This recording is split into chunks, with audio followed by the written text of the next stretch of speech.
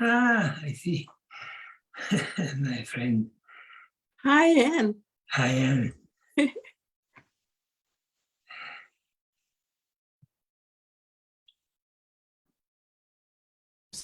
How's everybody doing? Thank you very much for joining us today. I can see there are people from Switzerland, there are people from Greece, we have folks from Germany so far. Let us know in the chat where you're from and where you vote.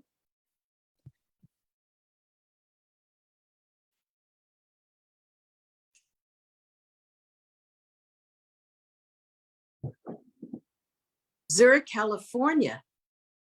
That is nice. And also enjoys a lot of sun. I'm from Zürich, Switzerland. I shortcutted. I'm in Zurich and vote in California. Oh, so. That's the efficient Swiss way. Come on. Okay, I got it. Okay,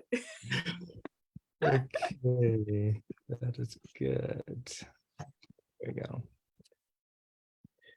We're going to give this another 2 minutes so people can log in.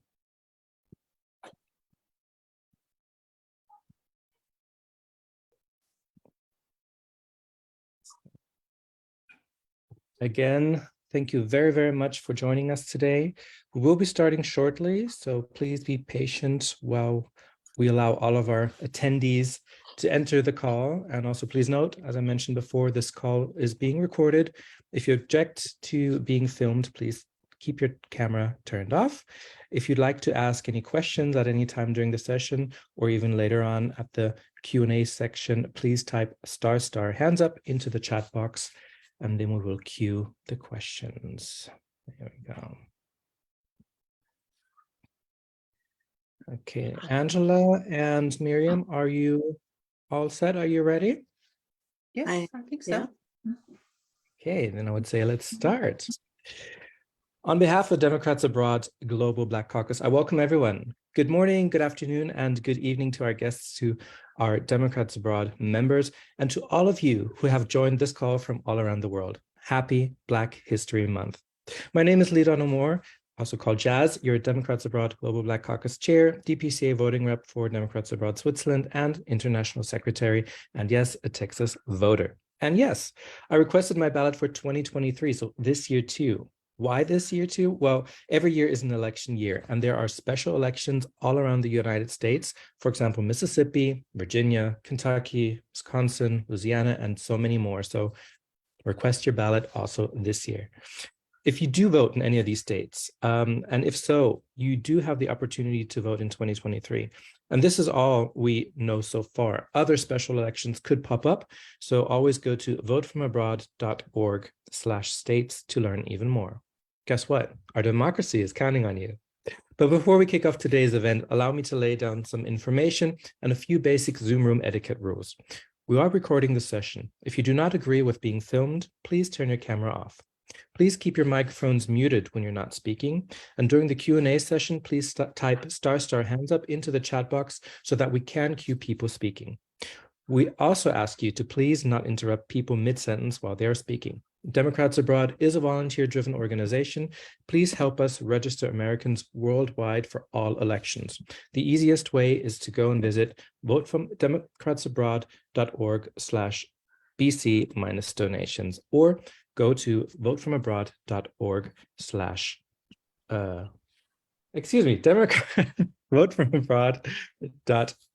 There we go. Please consider stepping up as a volunteer. We absolutely need you. Our brothers and sisters need you. Our country needs you. Be the future. To become a volunteer, please follow the link in the chat box. We need all helping hands on deck all year around. There we go. And last but not least, I do encourage you to share the knowledge of the session with your family, friends, and coworkers, or even a stranger on a park bench. And this is something I occasionally always love to do. Again, welcome to today's webinar on Zoom on the topic of the National Welfare Rights Organization, 1966 to 1975, which is an outgrowth of the Civil Rights Movement. Women of color rising to lift themselves and their children out of poverty. Thank you very, very much, Global Women's Caucus, for co-sponsoring this event. This year's Black History Month theme provided by the Global Black Caucus is Black Resistance in the Past, Present, and Future. Black history is a living and breathing story of struggle and overcoming. It is both ancient and in process now. It is the summation and multiplication of Black people's capacity for innovation and the will to survive and thrive in the face of relentless violence against our humanity. Our story is chronicled over thousands of years of Black existence, beginning with the bones of Dikanesh, the great museum library, and the civilizations of Mali, Songhai, Kush, and Aksum. It has been likewise expressed in the untold revolts by those who were enslaved and Black people's persistent march toward liberation and freedom. And we are making history right now. The largest protest movement in the history of the world has birthed on these shores by our people who have declared that Black lives matter. Black people and Black women in particular, saving the best prospects for democracy in the last election cycle is yet another testament to this fact. Placing Black history in the context of past and present affirms that it does not begin with slavery. This point of departure is also a reminder that history should not be merely regulated to the past, but that in this very moment, we're making history in a way that will impact the kind of future we will have together. With this level setting as a backdrop, I'd like to draw your attention to a set of questions that we have been reflecting on. They are questions that invite us to courageously reflect on our history, to be informed and intentional about the decisions before us today, and to embrace the idea that what we do now will impact the future we have together. So let's look back at generations past and ask, what if African civilizations ever encountered European invaders and colonism? Black people actually received their 40 acres and a mule. Slavery or Jim Crow never happened. Race riots in places like Tulsa, Memphis, Atlanta, and Chicago never happened. FDR made stronger and more explicit provisions for Black folks in the New Deal. The wars on crime and drugs and the resulting rise of mass incarceration never happened. There was a way to revitalize our neighborhoods without gentrifying them and displacing Black people. The murders of Martin Luther King Jr., Malcolm X, Medgar Evers, Emmett Till, Sandra Bland, Breonna Taylor, Felicia Harris, Mia Green, George Floyd, Michael Brown, Tamar Rice, and Tyron Martin never happened, and they were still alive. Asking these questions in this way not only opens our imagination for what might have happened if people living during these times had chosen to do otherwise, it also invites those of us who are living in the present to consider the critical choices that are before us now. What they will require of us, their impact, and how people 100 years from now will reflect on what we do in this present moment. Given this, we are left to consider that what ifs of our time. What if we became a democracy that leads with racial equality and racial justice, close racial income and wealth gaps, see poverty as a systemic and social failure rather than an indictment on individuals, embrace a comprehensive reparations program for Black people and redress America's history of racism and allows us to heal, and so many more what ifs that you can find on democratsabroad.org/BC. Again, we do invite you to have these conversations and share the knowledge you gather with your family, friends, brothers and sisters, allies, or even a stranger sitting next to you on a park bench. It is now my pleasure to hand over the mic to Angela Fobbs, who is representing the Global Women's Caucus. Hey, Angela, thank you for joining us today.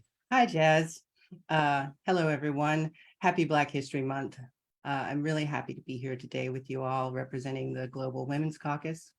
The Global Women's Caucus focuses on many issues and concerns for women, including equality, violence against women, economic empowerment, and of course, reproductive justice, plus many other things. Women have to fight for every right we have. Right now, the right wing is turning back the clock on women's rights and human rights generally. And I think if women don't stand up for ourselves, it's unlikely that other people will.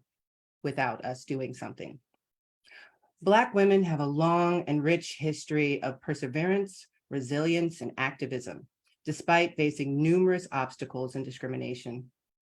Despite being denied many basic rights and opportunities, Black women have made significant contributions to society throughout history, often as leaders in the fight for equality and justice.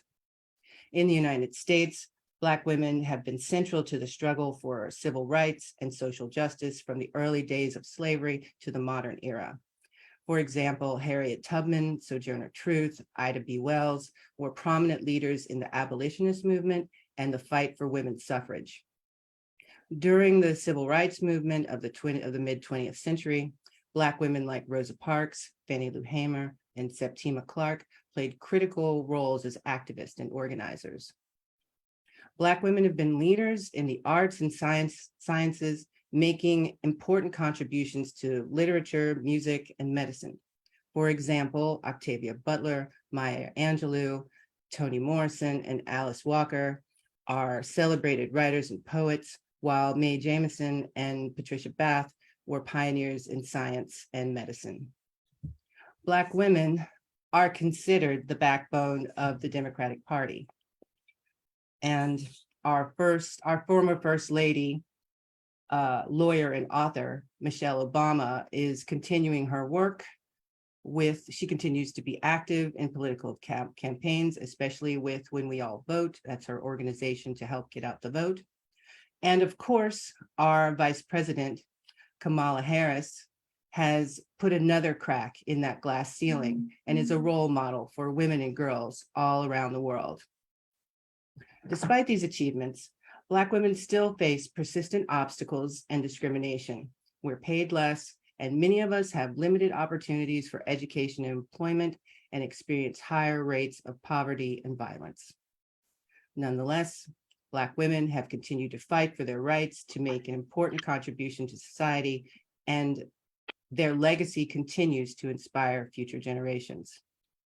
Before I conclude, I want to talk about the fascist suppression of Black history, the Holocaust, and LGBTQ history and book bannings that's going on right now. We should not stay silent in the face of this repression. We still have the right to free speech and information. Black history is US history, and it's also world history. Some people want our children to learn history based on the great man theory, a 19th century approach to studying history. According to the great man theory, great leaders are born, they're not made. Leadership traits are inherent and cannot be learned. Leaders come forth when they are needed the most and become the foundation upon history is built. Essentially, according to the great man theory, people are in positions of power, deserve to lead because they have characteristics granted to them at birth, and which will ultimately help them become heroes. These ideas are white supremacists and are based in eugenics. And we have to move past this kind of thinking if we want to live in a world with a more positive future. I would like to recommend a couple of books and a couple of documentaries to help us along in our thinking. The first book I would like to recommend is The Myth of Race by Robert Wald Sussman. It starts in the 16th century, and it actually goes from a sort of an archaeological, anthropological look on race. And I've read this book twice, and each time I read it, I find something different. The next book I would like to recommend is a book that just came out, but believe it or not, it was so good, I have actually read it twice. It's called The Midnight Kingdom. I'll give you links for all these books by Jared Yates Sexton. It starts in the Roman Empire and documents how we've basically gotten to where we are and why we need to change. A couple of other documentaries that I've found really enlightening is a documentary. The first one is a documentary by Raoul Peck. It's called Exterminate All the Brutes. It's a mini series revolving around colonialism, genocide, and it's really awesome. And then the last one is the US and the Holocaust. It's the new Ken Burns documentary, and it also deals with race too, and how we treated the Jews during the Holocaust. It's a very poignant documentary. So I'm going to share this link. You can find everything that I talked about there. And we have to move past this way of thinking so that we can live in a positive world. So thank you all very much. Thank you, Jazz. Thank you very much, Angela. And I totally second what you say. It's always good to have different kind of perspectives and angles so that we could learn from each other and move forward positively. Today's webinar is facilitated by my dear friend, Miriam Victory Spiegel from Democrats Abroad, Switzerland. She was born in 1945 in New York City. She's a longtime activist, community organizer in New York, 1968 to 1980, and a couples and family therapist here in Zürich, Switzerland since 1990. Miriam and I always have had a great pleasure and time working alongside, giving interviews for press or other media outlets, especially during the presidential elections in 2020. Hey, Miriam, how you doing? Thank you for joining us today. Well, I'm really very, very pleased, but also very honored, Jazz, that you invited me to do this. And I want to really say how, you and Angela both have said so much already that I'm a little bit humbled by what I'm about to do. But I do want to say that I'm very happy that I can do this, and I'm going to start right into it, if that's okay. I want to say before we leave each other on this screen that I see the faces of very dear people to me who are also joining us today and who have been on my journey with me. So I'm happy to have them supporting this effort. What I would like to do is take everybody with me on a kind of sentimental journey, which is not just uplifting. It's there's a lot of pain, but I think some parts of it, focusing on the women of the National Welfare Rights Organization, will be uplifting because it was a movement that not so many people are aware of. So, having said that, the next slide, please. I'm going to start off by giving some background to the civil rights movement as I know it from my own lifetime. And I have to say, Jazz has already said when I was born, so I will acknowledge that I am, that when the events that I'm going to be chronicling happened, the first one of which I was 9 years old. And the civil rights movement in my lifetime has been both a strategic and an emotional roller coaster. And I, as I was preparing this presentation, I thought, my God, there's so many triumphs that occurred during this time. There was so many people with so much courage who took on the system that both Angela and Jazz have just described. So much injustice that they were fighting against, so many examples of backlash. At the same time, there were so many creative and effective examples of nonviolent strategies that emerged during that time. And I'll look at them with you through pictures. There was so much violent resistance at the same time, so much real violence, and so much mourning of leaders that were killed much too early and much too soon before they could take us to where we need to be as a country and as a people.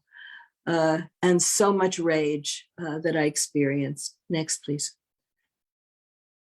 So the first event that I would like to show is one of triumph, when Thurgood Marshall helped to get the Supreme Court to agree to integrate the school system of Kansas and then ultimately of the country.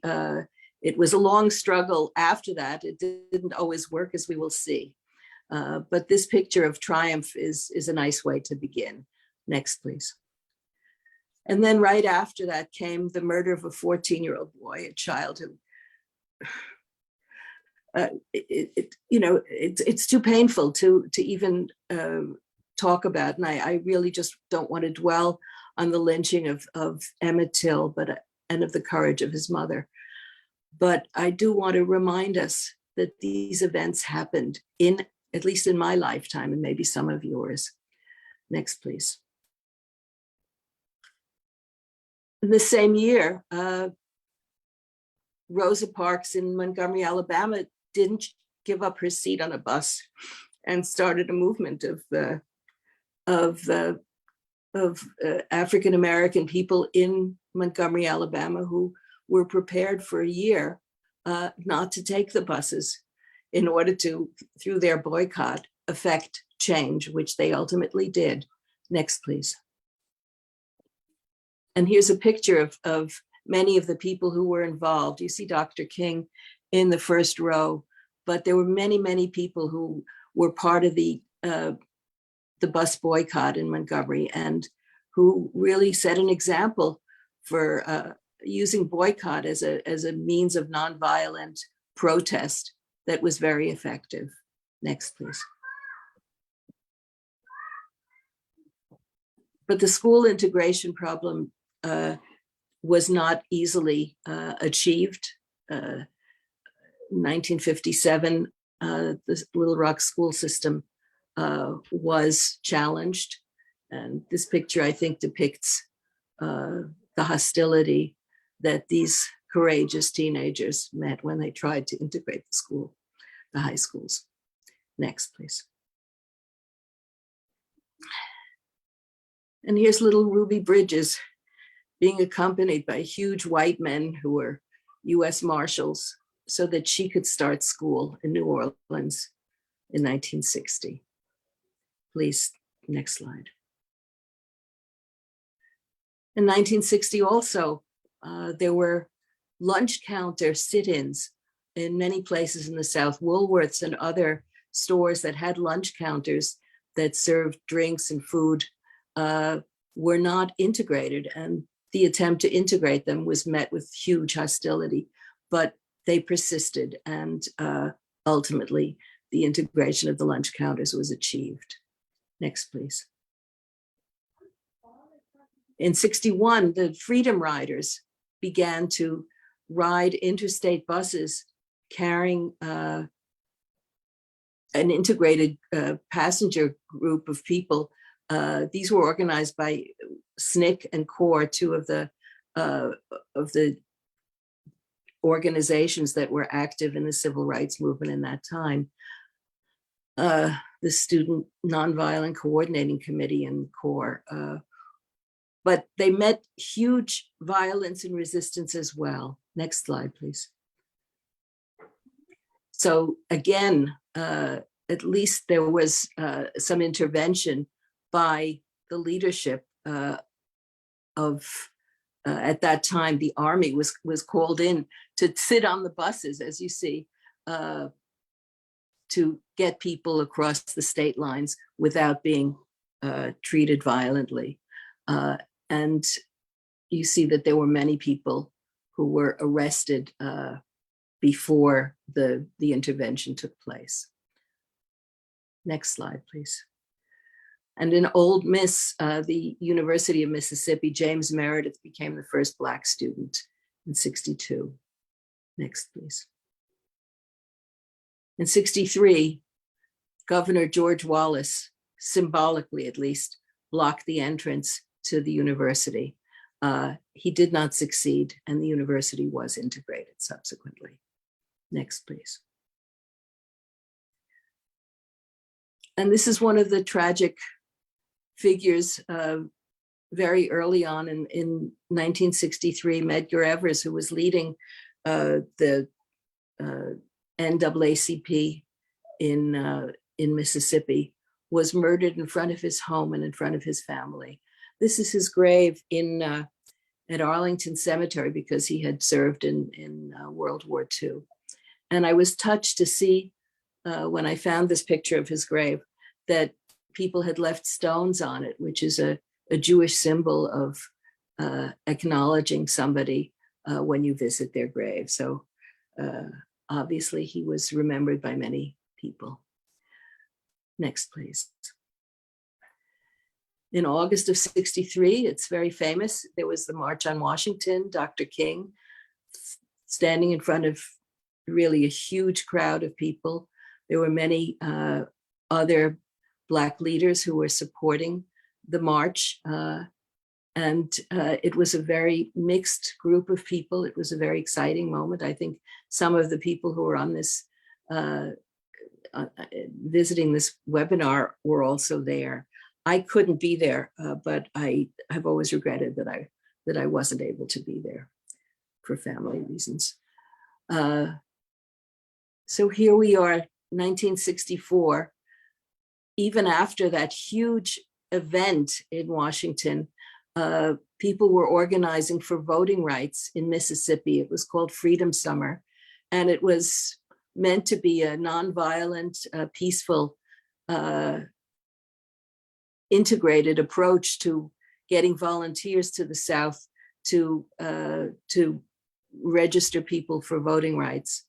And unfortunately, as you will see in the next slide, 3 of the volunteers were murdered: James Chaney, Andrew Goodman, and Michael Schwerner,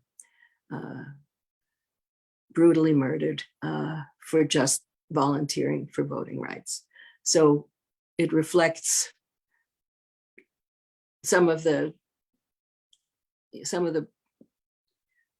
white supremacy and the white violence that we see operative even today. Next, please. Soon after that, Malcolm X was assassinated in New York City. Somebody who was taking a different strategy in terms of achieving civil and human rights. Not necessarily a nonviolent one, but he died violently, nevertheless. Next, please.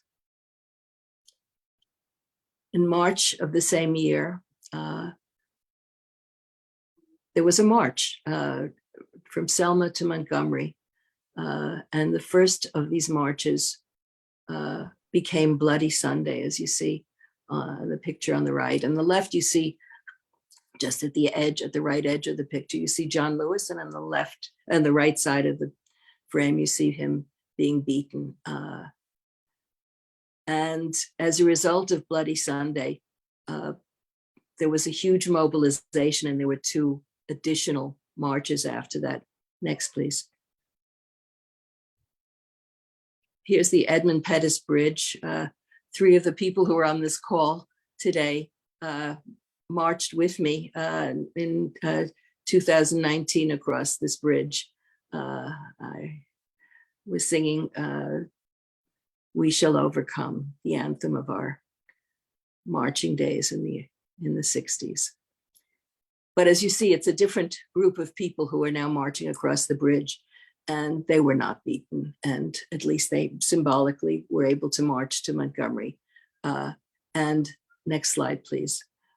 Influenced the passing of the Voting Rights Act, here being signed by President Johnson. Next, please.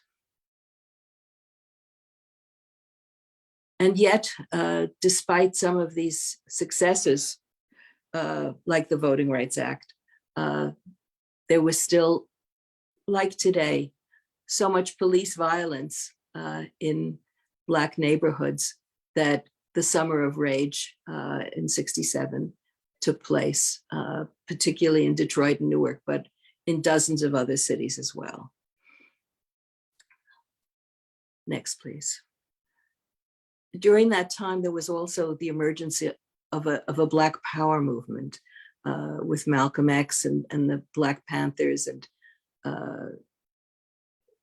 with Eldridge and Kathleen Cleaver, Angela Davis. These were important figures in the 60s whose names might still be known today, but they were doing what they needed to do or what they thought was best to do as an alternative to the nonviolence that we had been that we had come to appreciate, led by Dr. King and others.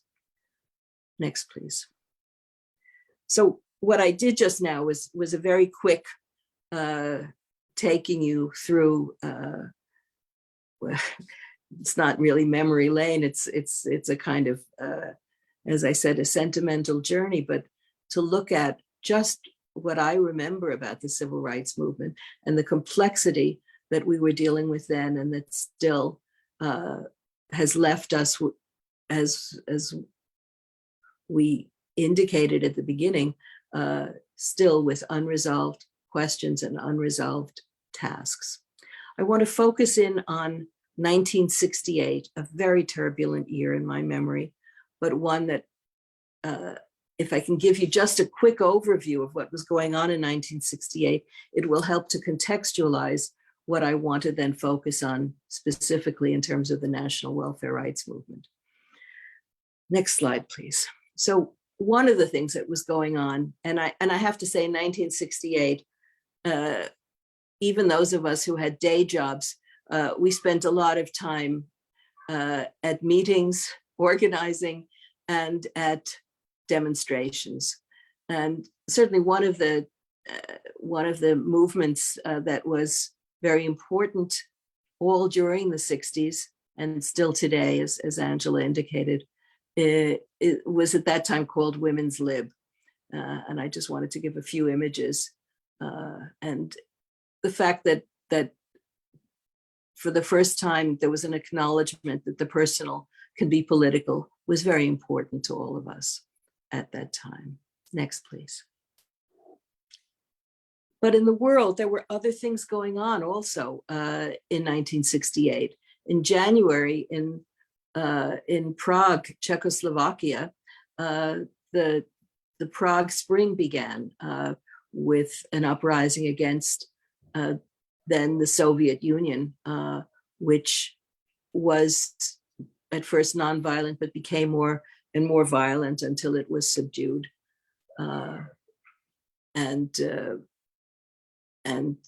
ended not well. But it led to other things later on. But I just, in terms of what was going on in 1968, I don't want to dwell on too many things, but I want to show the complexity of what we were living in and the huge amount of turbulence that was going on in those days. So the next slide shows us that there was a war in Vietnam. The United States began its engagement in Vietnam around 1964-65, and it was becoming more and more involved. There were more and more troops being sent over. And the Tet Offensive against the involvement of the United States began in January of 1968 and was a big challenge and was a big event for all of us. On the news every night, we didn't have the kind of news coverage in those days that we have now, where you were immediately on the scene, but we did have what was called the body count. Every night on the news, they would say how many North Vietnamese soldiers were killed, how many members of the resistance were killed, how many South Vietnamese soldiers, and how many American soldiers. There were 4 different categories in the body count that we were informed about night after night. Next, please. And there were huge demonstrations, just symbolically here in Washington. And the next slide shows New York, where there were huge demonstrations in major cities, but all over the country against the war. Next, please. I like this quote by Dr. King. He said at the time, if America's soul becomes totally poisoned, part of the autopsy must read Vietnam. And I want to also indicate that Dr. King was at that time already practicing what we have now come to call intersectionality. He was really connecting the dots more and more of what injustices and what international as well as human rights injustices needed to be corrected. Next. This is just a small indication of some of the more prominent people who worked to fight against the war in Vietnam. And Marcus Raskin, I thought it would be interesting to see the father of Jamie Raskin, whom we now know because of his political activities in the Congress. And then also in April of 1968, Dr. King was murdered. Just as he was still a very young man, and he was really broadening his involvement, as I indicated, into many other aspects of civic and human rights endeavors. And in this instance, his life again was cut short. Next, please. In May of 68, there was a student uprising at Columbia University. There had been already an uprising at Berkeley the year before. And as we'll see the next slide, at the same time, students were protesting in Paris, in Berlin, and in other places in the world against the war and against human rights injustices. Next, please. The Poor People's Campaign, which Dr. King had initiated, took place without him. In June of 68, they created something called Resurrection City, where poor people came from all over the country, and African-American representation from all over the country came to Washington to protest. Next, please. In June of that year, there was a presidential campaign going on. Robert F. Kennedy, the younger brother of the assassinated President Kennedy, won the California presidential primary and was assassinated within hours of, maybe even within minutes of knowing that he had won that primary. In Chicago in August, the Democratic Party convention was held, and there were huge demonstrations protesting the Democratic Party at that time, the party that we're identified with, because of its failure to really address ending the war in Vietnam and the civil rights and human rights injustices at home. Next, please. I also wanted to show this image from the Olympics that year, where for the first time athletes publicly protested with their fists the injustices at home. Next, please. The elections were very turbulent that year. I just remember the President Johnson, who had done so much for social policy in the United States, creating Medicare and Medicaid and the war on poverty, was not able to really take on the war in Vietnam the way one would have hoped. And he decided not to run again and was challenged by Senator McCarthy and another Senator, Eugene McCarthy and Hubert Humphrey, and also by a stand-up comedian named Dick Gregory, who was an African-American, who was the person I ended up voting for that year. But as I said, Robert Kennedy was assassinated before he was able to become the candidate.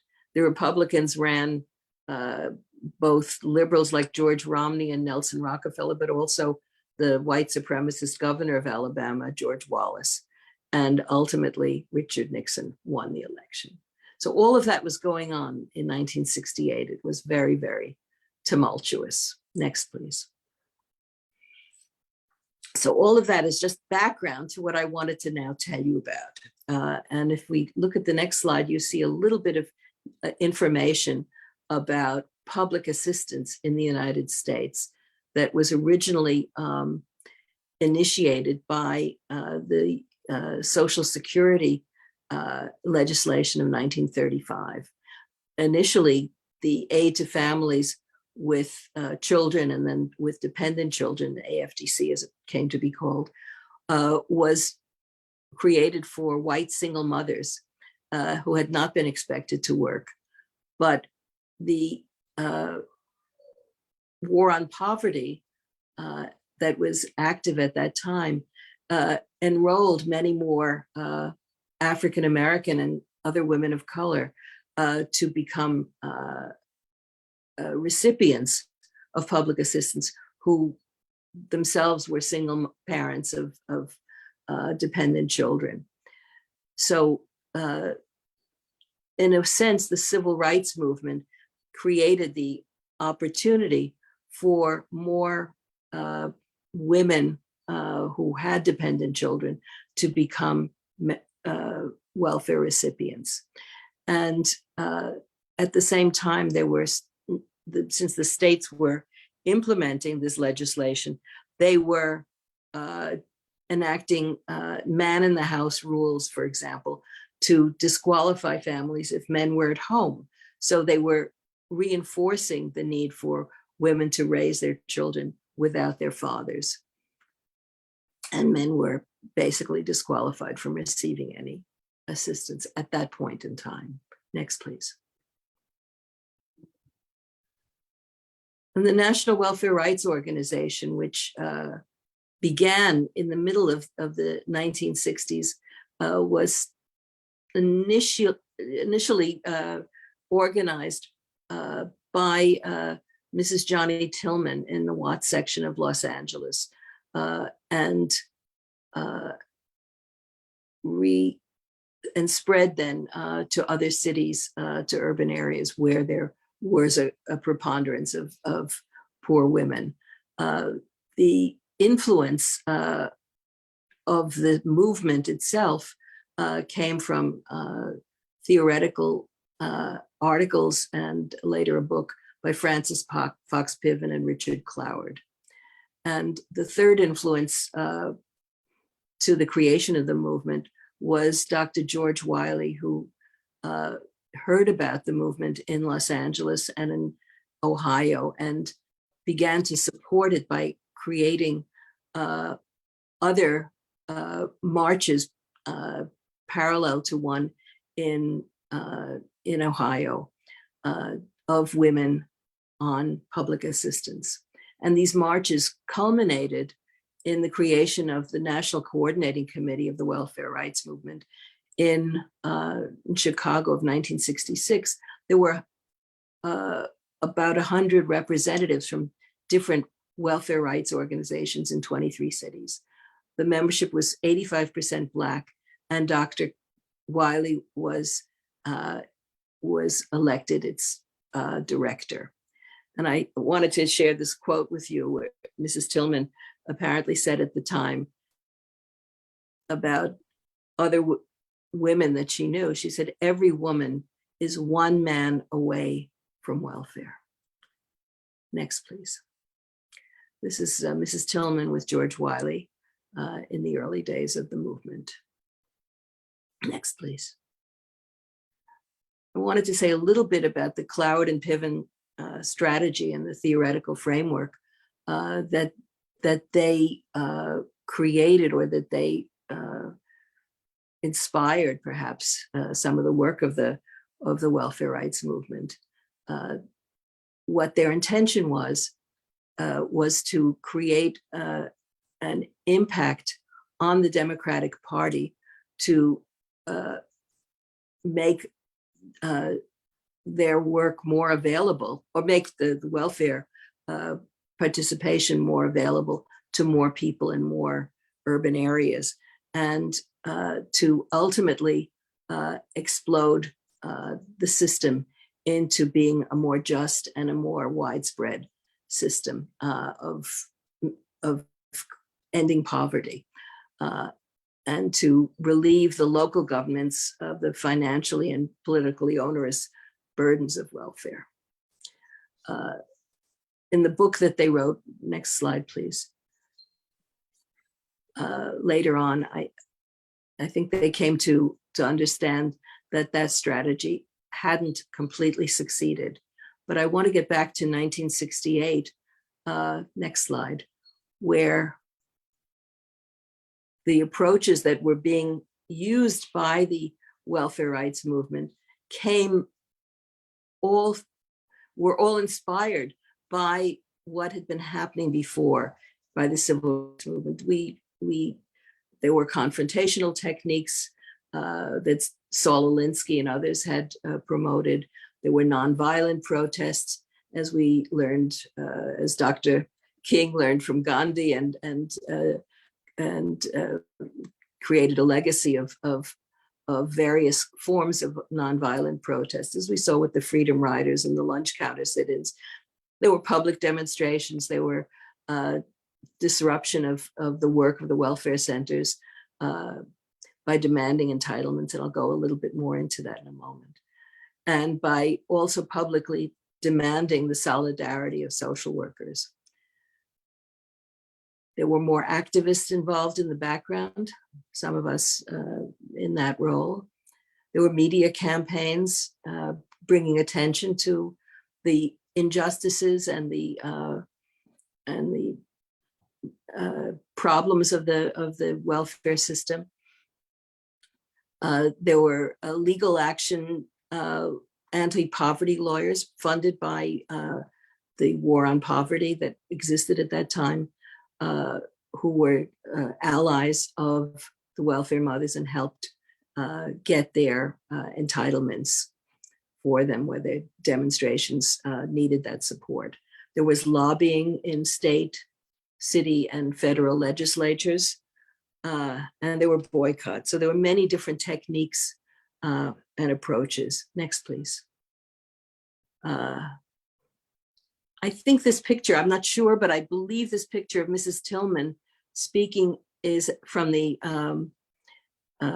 Poor People's movement in 1968 in Washington. And you see behind, to her right, but to the left of the picture, Dr. Wiley, George Wiley, looking at her, and behind him, Ethel Kennedy, who probably had just been widowed. Next slide, please. And this is Beulah. Dr. Wiley's behind her, but I wanted to spend a moment talking about Beulah was the head of the welfare rights movement in New York City. And in 1968, there was an intense period of new tactics and new approaches being tried in New York City that had a big impact on the way welfare was legislated. And I happened to be, if you wouldn't mind, go back to that picture. I can describe it because I think it's more interesting to look at the picture than at the text. So Beulah was a big woman, and she was a very strong woman. There's now a street in New York City named after her.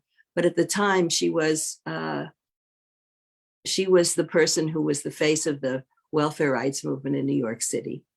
And I wanted to tell my personal story because in April of 1968, I had just quit my job working at a public information office of a medical school to work full-time as a volunteer for the citywide welfare rights organization. It was a very exciting time for me. I had been inspired. I had attended a class at the New School for Social Research, an evening class taught by Dr. Richard Cloward, that on the politics of poverty. It inspired me so much that I quit my job, applied to Graduate School of Social Work, was supposed to start school in September, and became a full-time volunteer for the welfare rights movement from April to September. And I started work, ironically enough for me, and I'll never forget it, the day that Dr. King was assassinated. We were all in shock that April day and bereft, but it gave us the impetus to be more active. And what happened was the welfare rights movement asked me what I could do to support this new campaign that they were just about to launch. And I said, well, I was 23 years old. I said, I work in a public information office. They said, great. They didn't understand that public information meant raising money for a medical school. They thought public information meant media campaigns. So they put me in charge of the media campaign. And I had a huge success as the media campaign coordinator, because the welfare mothers were going in large numbers to welfare centers every day, day after day, that summer, from May until August, to demonstrate for their entitlements. We learned through analyzing the system and the way it was implemented in that time, that welfare mothers were not getting all that they were entitled to. So they were going to the welfare centers, demanding their rights. They had lists of items of clothing and food and other supplies that they needed for themselves and their children that they had been entitled to and were not receiving. So there were daily demonstrations, and my job was to call the media every day, the press and the TV stations and radio stations, and to tell them where we would be demonstrating the next day. Then I had to call the police department and tell them that there would be a nonviolent protest, and then they would want to know how many arrests they could anticipate. So I was kind of involved in the background of this movement, but in the foreground was Beulah, and I want to particularly draw attention to her leadership.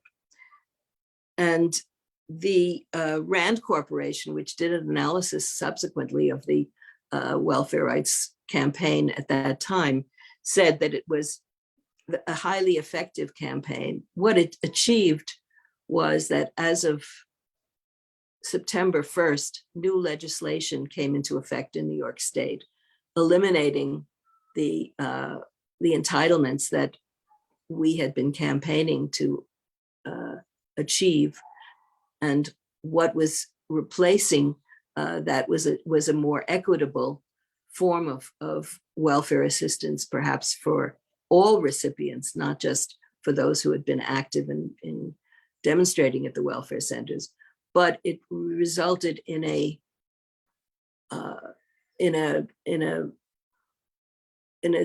setback, as it were, for the welfare mothers that were most active, because they didn't have an instrument anymore to do their organizing around. And as a result of that, in September, there was a demonstration of social workers. Two of us are here on this call today, who were arrested to protest the devaluation of the welfare, of the entitlements form of receiving welfare. Next slide, please. And next. Here's Beulah again. I love this picture of her. Mrs. Tillman is on the right. And I forgot the name of the person in the middle who's also one of the leaders of the welfare rights movement. But we see here that they were also broadening their identification with welfare mothers and with other groups seeking justice in the United States. And I believe this was marching at the Poor People's Campaign. Next, please. After New York State changed the legislation was also changed nationally by President Nixon. And he wanted to make sure that there was more workfare rather than welfare, and that there was more law and order in the country. But it didn't change the fact that this movement, which was so effective, also created new numbers of identified welfare recipients from less than 4 million in 1962 to 8.4 million in 1970. So it was an effective movement in making public assistance more available to more women. And their activism was ultimately effective in perhaps pushing the government to make the changes that it made, not necessarily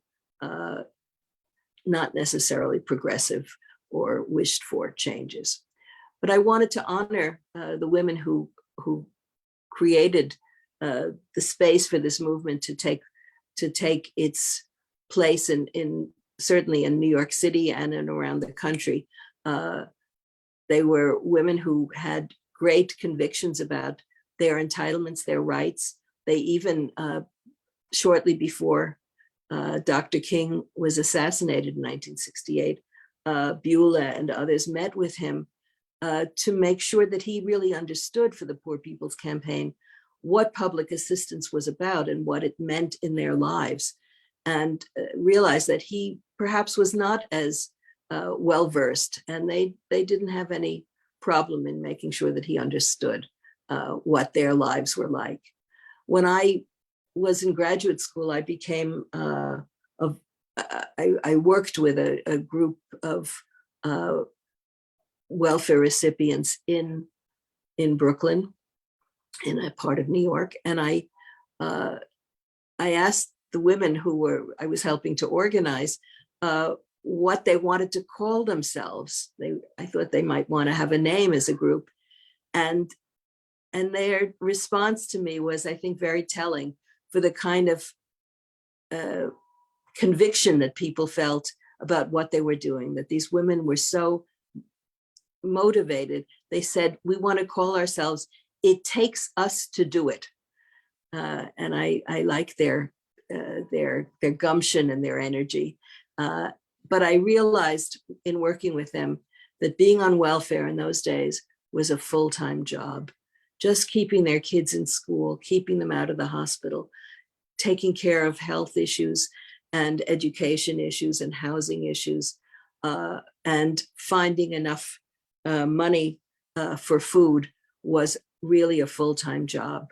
We organized a campaign at the time to make the general public aware of what people were living on in public assistance. We discovered that when you calculated what they were receiving on a monthly basis, each individual on public assistance was getting the equivalent of 66 cents a day. And we asked celebrities, famous politicians and media people and philanthropists to live on a welfare budget for a week, not eating more than 66 cents a day worth of food every day, in order to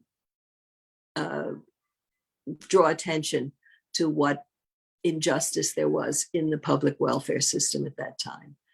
So these were some of the experiences that I had and that I wanted to share with you. The mobilization of the women, I think, was a very exciting time, and one that is probably not as well known in terms of the welfare, in terms of the civil rights movement. So I would like to move on to some personal reflections. And this is perhaps a way of my saying, I would like to take like a rear view mirror now and look back on 68 and on what was going on in this country, you know, in the United States, in the world, but looking through my own lens, because it's an example of the complexity I think each of us has. And as I'm talking about my own, the identities that I oscillate among myself, I suspect, and I invite each of you to think about your own complex identities. I myself was the child of people who were of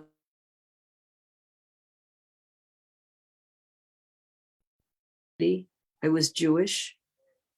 Now I have two passports, both an American and a Swiss passport, but it also influences perhaps my rear view mirror perspective. I've always been a peace activist and a community organizer. I think for a long time been a feminist. In the last 30 years, I've become a family therapist and very active in that, and so many other aspects of who I am. And all of this, and each of us has these affiliations and these identities that imbue us in looking at these events and in how we spend our commitment to the world, with both an emotional connection, with political beliefs and perhaps affiliations that we bring. And then we even look at, and this is my concern lately, is to look at genocide and to say, which genocide am I identifying with? And do I identify as a victim or a perpetrator? Or, as I would like to suggest, and if we have time, I'd like to talk about it, an implicated subject. Next slide, please. So I share this picture with you. It's not a photograph. It's somebody's idea of how you could maximize the number of Black captives from Africa on sailing ships across the Atlantic to make them slaves in the United States or North America. It's a devastating picture for me. People crowded together. It's not sardines, it's human beings without the ability to, I don't know how they were supposed to eat or have access for bodily functions or for communication.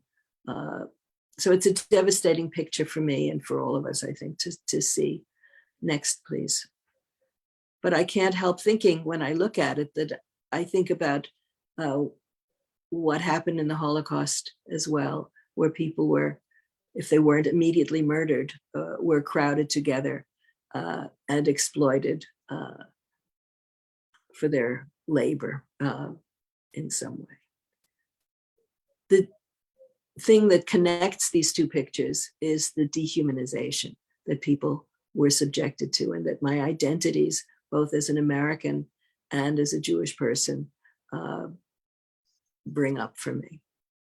Next, please.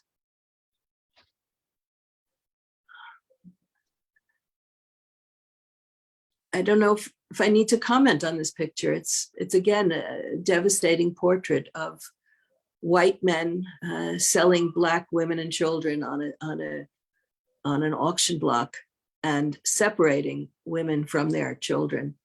A man is being flogged in the background. The violence and the dehumanization in this picture speaks for itself. Next, please. And here too. Here too. This is in the Warsaw Ghetto. Next, please.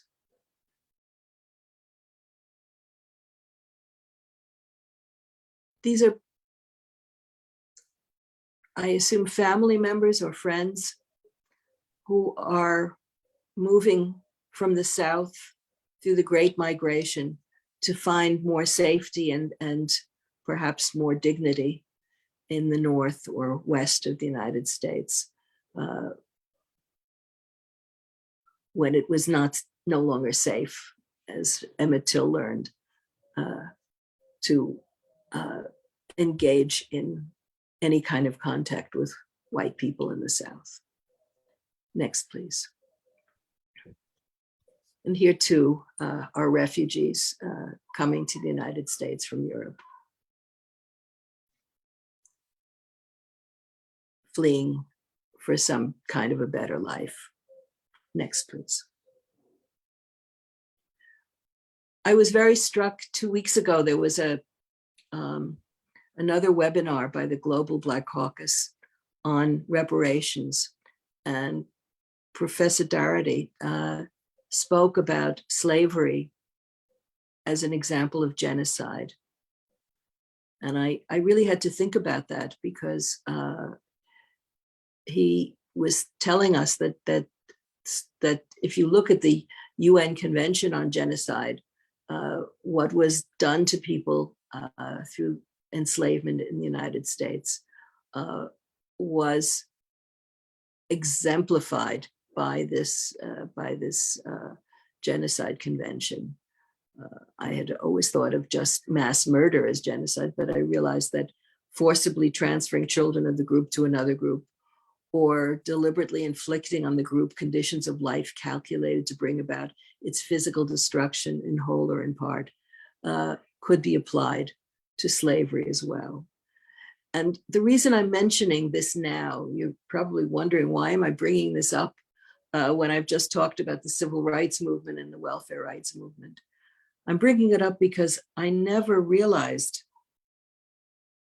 when I was working with welfare mothers that they were perhaps in that situation as part of a continuum of discrimination and behavior that had a past history. I never thought about the past history when I was 23. That's why I needed a rear view mirror now to be able to make these connections. Next slide, please. And now that I do a lot of work with Holocaust survivors and their descendants, I have given a lot of thought to what healing could mean for people who are victims of genocide. And certainly one thinks, okay, therapy is a good idea. In fact, therapy is something that is available. I've done a lot of work therapeutically with people whose parents were victimized in the Holocaust. But the Holocaust survivors themselves did not often choose to go into therapy. But what they do need to help heal, and I want to say that healing is not necessarily something that you can really achieve for victims of genocide, but you can hope that there would be a public acknowledgement of guilt and of responsibility so that they feel some sense of being honored and seen and respected for what they have been through. And certainly the issue of reparations or of tribunals and of punishment of the victimizers is a very important part of the healing process, both for individuals and for the collective. I think that memorials and art installations are another form. Having mutually trusting relationships is another form. And education and history lessons, as we are learning today, history lessons are being disqualified and being eliminated just when they're needed the most for us to really understand. I myself was never given a history lesson. Any history that I now am thinking about or looking at, I've taught myself or explored through books or films or public discussions. Next, please.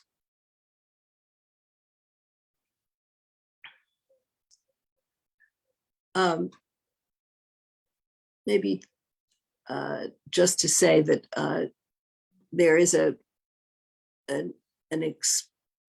way of looking at post-traumatic slave syndrome which I find very similar to the work that I have been doing with Holocaust survivors. And I want to make sure that I'm clear in suggesting that I'm not saying I want to compare the Holocaust with slavery in the United States. I don't believe in comparing anything with anything except from our own experience and from our own capacity for empathy for the experience of others, that we understand that the absence of opportunity to heal or access to the benefits available in the society are things that are true in both cases.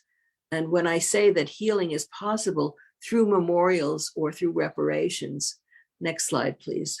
I was struck by the book by Susan Nyman called Learning from the Germans, in which she, as an American Jewish person who grew up in the South, she's a philosopher, has said that Germany, since 1945, has in many ways acknowledged its guilt and accountability. It has created there was a war crimes tribunal in Nuremberg in the year that the war ended and that the Third Reich was put to end. They have executed the major Nazi war criminals. Of course, it was an international tribunal, but it happened in Germany. And in Germany, it is acknowledged. There was reparations through what was called Wiedergutmachung to families who had been survived the victimization or who had been forced to leave Germany. There were many, many examples till today of forms of atonement and regret. Holocaust education is very widespread in Germany. There is a major memorial, I'll show a picture of it in a moment, to the victims in the very center of the capital of Germany, a very big space devoted to memorialization. There are many museums, there are books, there are memorial dates, and there is pretty active opposition to anti-Semitism. All of that is happening in Germany, and none of that is happening in the United States to the extent that it needs to happen. Next, please. So, as I just want to point out, there is no official acknowledgement of guilt or accountability for the enslavement of other human beings in the United States. There are no reparations, and I'm very supportive of the reparations task force of the Global Black Caucus, because it's an important effort to raise awareness and perhaps even one day to create a legislation for reparations or opportunities for reparations. There is no official memorial yet. And as we now know, public education about slavery came late and is under attack. I'm almost finished, by the way, with what I wanted to say in this rear view mirror view. Denial and mythology are a big part of what we're dealing with, because there are self-aggrandizing myths about the great man theory and others. And what we need to have is the willingness to break taboos like that and to risk being ostracized and socially isolated or humiliated for standing up for what we think is right. Next, please. The implicated subject is a concept of Michael Rothberg. He draws on the quotation of Hannah Arendt saying that vicarious responsibility for things we have not done is something to be aware of. And those of us who are considered allies or who are considered to be potential allies should also realize that we are in a position aligned with power and privilege. I, as a white person in the United States, for example, without being the direct agent of harm, but I'm neither a victim nor a perpetrator. But I exist in a category of my presence in this society that continues to allow for the dichotomy of George Zimmerman and Trayvon Martin, for example, rather than for allowing for the space to mourn and to be accountable for what leads to the violence and injustice against minority people in the United States. And that there's no reckoning with the existing structures and with the past history. I say that it's difficult to grasp. Perhaps it's a very complex and shifting concept, but it's something for us who are not members of the victimized group to consider how we can contribute to making change in society so that not just calling out injustice, but really making change is possible. Next, please. I wanted to share with you this picture from the so-called National Memorial for Justice in Montgomery, Alabama, which some of us have visited. It's a very powerful demonstration of what slavery could be, this sculpture, and in the background, the lynching memorial. Next, please. Next, please. The lynching memorial has each of these brown figures that are hanging from the ceiling have names on them and places where people were lynched in the United States. There are several thousand in this memorial. Next, please. This is a close-up of one of them. You can see Bruce Tisdale was lynched in 1941 in Georgetown County, South Carolina, among many thousands of people. And when you walk through the memorial in Montgomery, as you continue to walk through, please, next slide, you can see that they are then hanging above you like hanging bodies. It's a very powerful demonstration of how a memorial can also evoke huge emotions and huge awareness at the same time. It's called the National Memorial, but it is a private initiative by the Equal Justice Initiative of Brian Stevenson. Next, please. And it also evokes this. This is the memorial that I mentioned to the Holocaust victimization in the middle of Berlin. Next, please. And this is, I think, a very important place of pilgrimage, like Montgomery, Alabama, to learn about African American history and culture. And it's the closest that there is right now in the United States to a national monument acknowledging that history and culture. So important by itself. Next, please.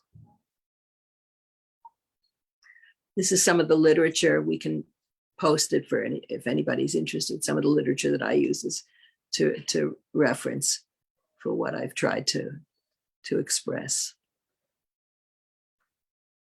Okay, and maybe we can stop with this slide for the moment and open up the discussion. I realize that we've spent a lot of time. I hope it was making some kind of connection for people.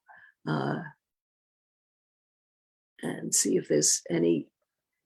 I'll jump right in there, Miriam. Thank you very, very much, for giving us a detailed account of contextualizing what led up to 1968, and also taking and also presenting us the perspective that you've experienced. And this is something great if we look at our history, our shared history, that there is so much to learn from each other. There's so many different angles. There's so many different experiences, and we never cease to learn from each and every one of them. And I'm very grateful for presenting us your perspective and your experience in that time. And just looking at 1968, one might think that 2022 or 2021 or 2023 is a year full of happenings, so to say.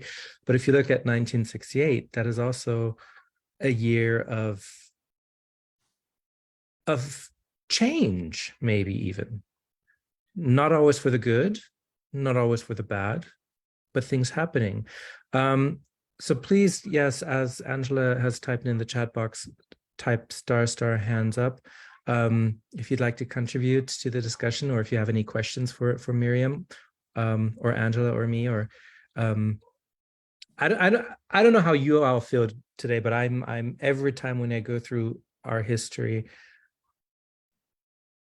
and this is probably something that you feel too, Miriam, is I have this very heavy rock of inherited trauma that makes me very, very emotional.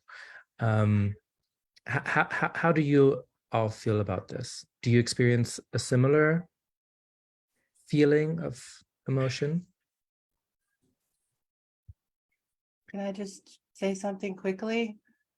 You know, I understand what you mean about feeling a heaviness about our history, but I look at history. I mean, yes, a lot of things that have happened in history are, especially US history, are pretty tragic. But it's a good, if you know what happened, then you really don't have to make the same choices or the same mistakes. You really don't. Or you can see where things are going. And I think that for me, history is an opportunity to just do better and to learn where we were and be thankful that we're not there anymore and motivate ourselves to do better. We have a question in the queue from Cuthbert. Do you want to unmute and ask your question? Yes, I have several comments. So start with one, is that there are also people that are in American history that seem to be just forgotten. For example, the Native American people, they're almost never mentioned in anything.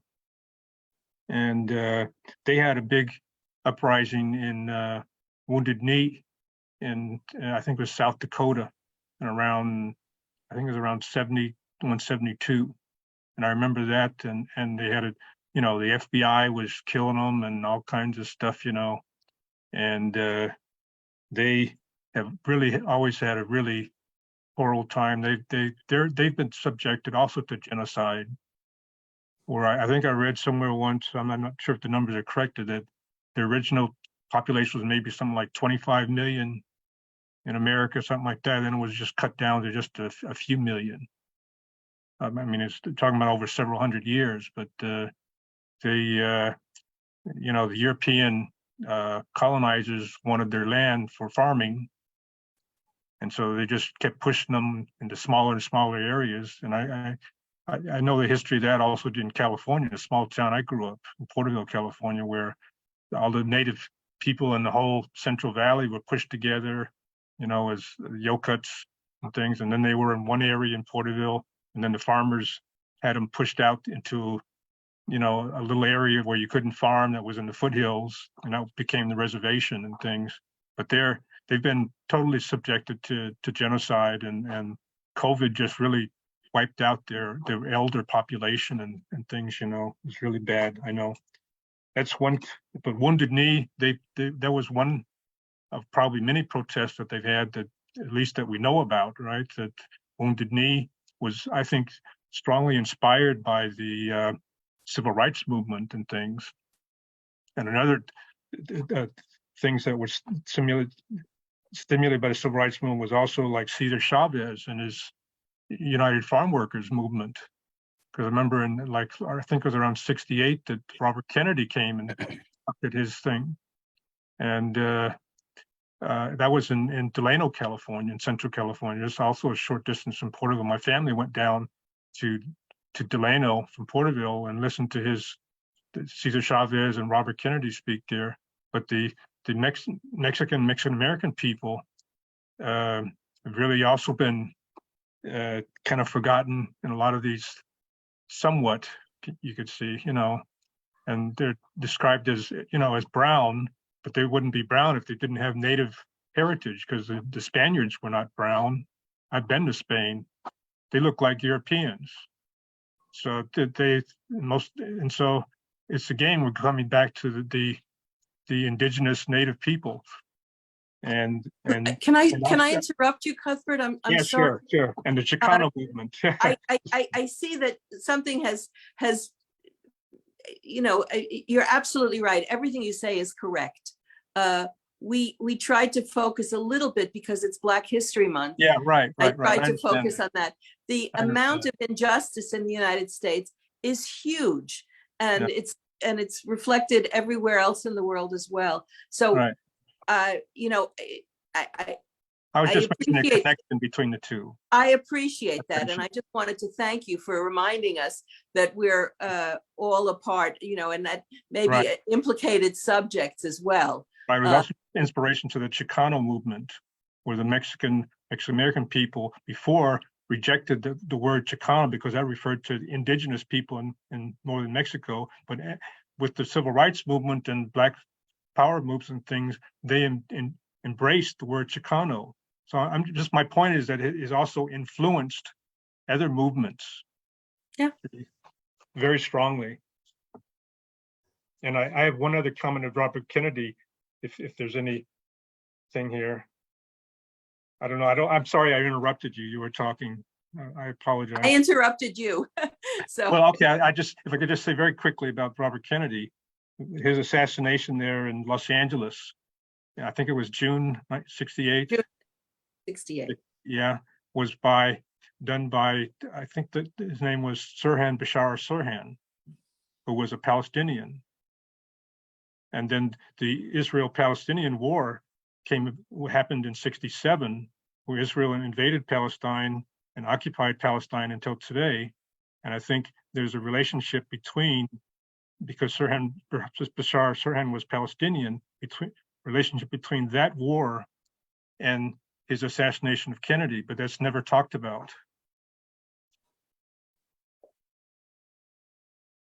But as part of the world, how the world things have impacted. You mentioned the thing with the Prague and rebellion and things too in that period.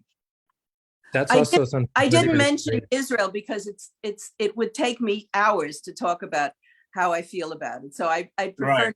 not to. But it was just in relationship to Kennedy's assassination. Yeah, well, it's quite possible, but I think there's a lot to be said about it, which I think maybe needs another opportunity. We're almost out of time here, I think. Sure. We have another queue in the line with Anne Litwin. Anne, go ahead. Please unmute. Yes. Well, I just wanted to say that this reminds me of a conversation that I had with Vicki not too long ago about the need to focus today, because it's Black History Month, on primarily on the history of Blacks and slavery in the United States, and that but there are many genocides, and that what's important is that we study histories, because they get erased. So this is so you can't, if you just lump all of the oppression in the world together and to talk about genocide, you lose, you erase the history of a lot of people. So it's important to talk about slavery separately. It's important to talk about the farm workers separately, to talk about the Palestinian Nakba separately,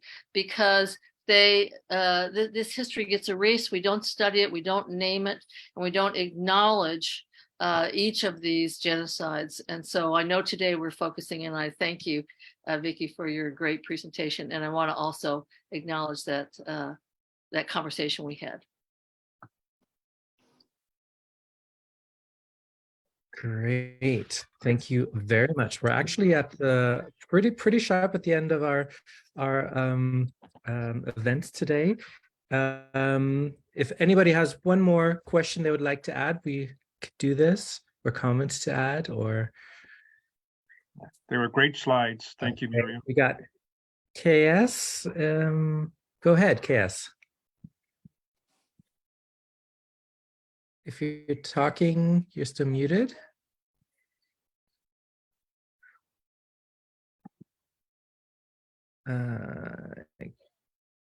KS, I tried to fix it. Okay, let me see if I could unmute you separately. There you go.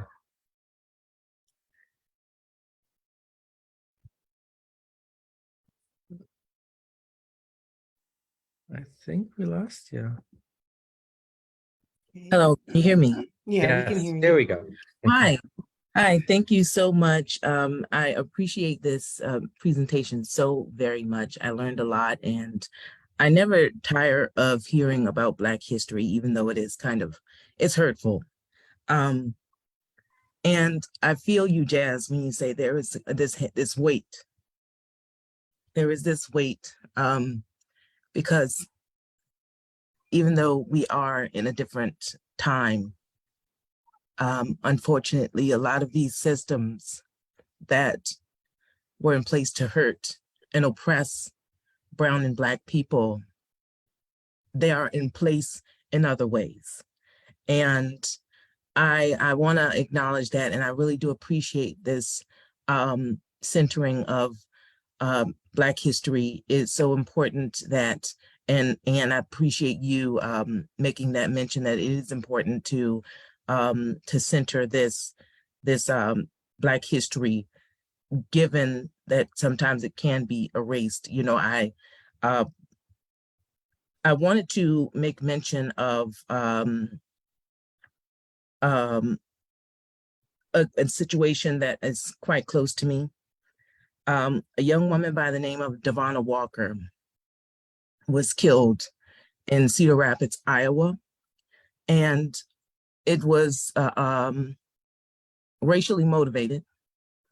It looks like the man who killed her is going to walk, and I'm grappling with that.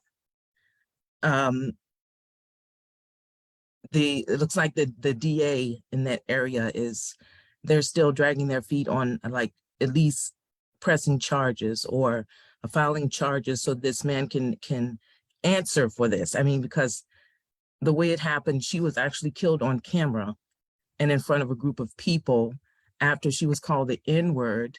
And as I understand it, the same person wished death upon her. So she was stabbed to death after all of that occurred. And so I and some writing cohorts in Writers and Editors of Color Writing Coalition, we're trying to get more eyes on this, more investigators on this, to try to get the DA to at least have this man answer for this crime and not just get have this wiped under the rug. You know, too often Black women are overlooked in this fight. And I don't want this to happen to Devonna. She left 3 children, one of them a baby girl, only 3 months old. And I don't know if there's anyone in this group that's in Iowa, but if there's something, more eyes, more ears, more investigators on this situation, I and her cousin Rosalind Morris, who is heading up, trying to get more words out about this, we would greatly appreciate that. Thank you so much for today. Thank you very much for letting us know on this issue that happened. And I'm speaking for not just for the Global Black Caucus, but also for Democrats abroad, are very sorry to hear of your loss. Our deepest condolences go out to you, the family of the victim, and please reach out to me directly so that we could get talking on a side note. And there's definitely something that we could do and we should do, and I'm here and we are here to support you.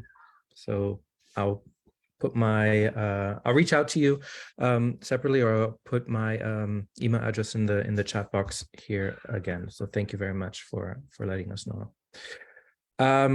And on that note, thank you very much, Miriam, for your great presentation today, for your willingness and your joy in presenting this great topic today, as well as thank you go out to Angela. Angela, thank you for being such a beautiful, great co-host representing the Global Women's Caucus. And also thank you to the audience for listening and hopefully also sharing what you've learned here today.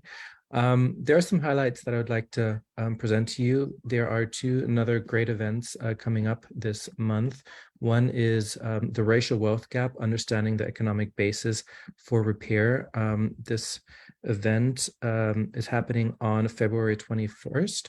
And then there's also the 21st Century Economic Bill of Rights event coming up on the February 27th. And I see that Bruce from the Progressive Caucus, the chair of the Progressive Caucus, is online. Maybe Bruce, would you like to say a few words on the event of a 21st Century Economic Bill of Rights? You're muted, Bruce. First, I'd like to thank Miriam for her great presentation today and for all of the great comments. The Pro-DA event on the 27th is going to be co-sponsored by the Global Black Caucus, the Global Women's Caucus, and the Reparations Task Force. I perceive it as all of us uniting to take the next steps in that dream that Martin Luther King had for economic justice for all of us. I put the event announcement link in the chat box, and I look forward to all of you joining us and to listening also to Jazz, whose comments on issues like this I think are so poignant and so powerful. Thank you very much. Thank you, Bruce. And again, just as a final reminder, and there's one little surprise, not surprise, but a little thing that I think we could all do in unison and together. So at the very end, I will play a song and we will end this emission with the song. So just bear with me while I present the final words here. Because it is very, very important. And regardless of where you vote in the US, be it in Texas, Maine, Arizona, anywhere, I really do urge you to go to votefromabroad.org today and request your FPCA. If you encounter any difficulties at all, please contact the help desk at Vote From Abroad. And I'd like to give a big shout out and thank you also again to Miriam Victory Spiegel. I always call you Vicky, Angela Fobbs, the Global Women's Caucus, and to our Democrats Abroad teams. All of them would love your help. So always please consider stepping up as a volunteer. We really need all hands on deck. Time flies and 2024 approaches with speed. It's we're not taking any breaks. We're not going to sleep here. We're hard at work. Our volunteer link is in the chat box, or you could always message me directly at blackcaucus@democratsabroad.org. And please remember that this is an all volunteer organization. Your donation goes a long, long way. Every single tiny donation means a lot to us. Please follow the link in the chat box and give what you can. And on that note, I thank you again all for joining us today. And there's only one way to end this today. Let me share my screen. Thank you very, very much again. And here we go.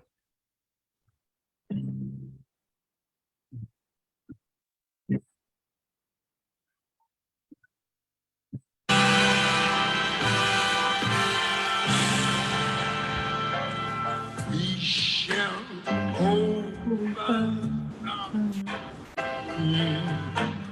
We shall overcome. We shall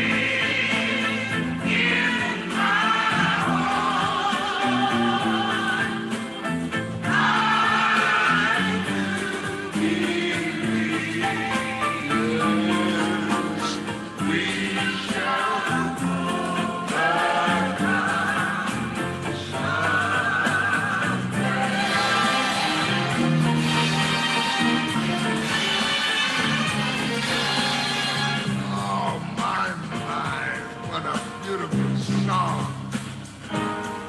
Our song, too.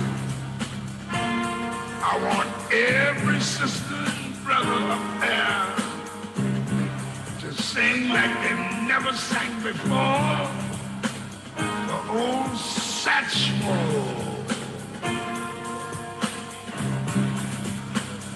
Let's go.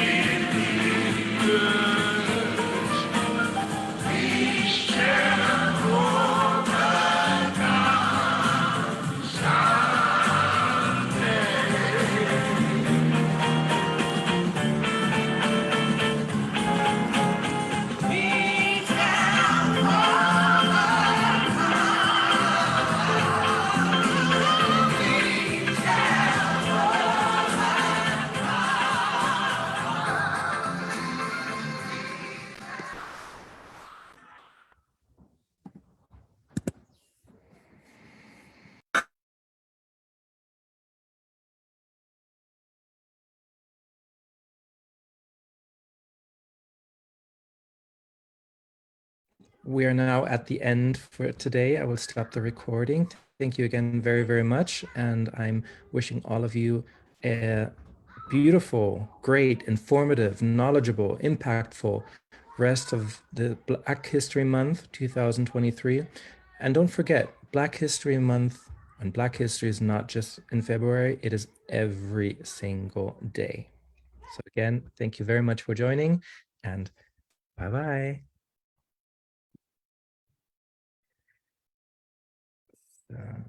Okay, there we go.